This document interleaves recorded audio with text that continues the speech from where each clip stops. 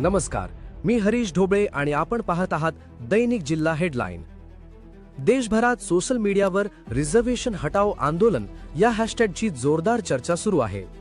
शिक्षण व्यवस्था आणि पेपर लीकच्या मुद्द्यावर झालेल्या आंदोलनानंतर आरक्षणाच्या विषयावर नव्याने राजकीय आणि सामाजिक वादाला सुरुवात झाली आहे। मात्र सध्या केंद्र सरकार किंवा कोणत्याही अधिकृत संस्थेकडून देशव्यापी आरक्षण हटाओ आंदोलन जाहीर करण्यात आलेले नाही। त्यामुळे सोशल मीडियावरील ट्रेंड आणि अधिकृत सरकारी निर्णय यामध्ये फरक ओळखणे महत्त्वाचे आहे। दरम्यान कॉकरोच जनता पार्टी शिक्षण सुधारणा आणि परीक्षा व्यवस्थेच्या मुद्द्यांमुळे चर्चेत आली असून त्यानंतर आरक्षणाच्या समर्थन आणि विरोधात विविध मोहिमा सोशल मीडियावर वेगाने सुरू झाल्या आहेत। तज्ञांच्या मते आरक्षण हा भारताच्या संविधानाशी संबंधित अत्यंत संवेदनशील विषय आहे।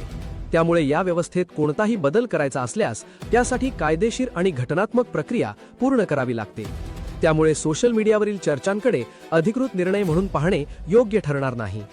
सध्या या विषयावर कोणताही अधिकृत निर्णय किंवा देशव्यापी आंदोलनाची घोषणा झालेली नाही। त्यामुळे परिस्थितीवर सर्वांचे लक्ष लागले आहे।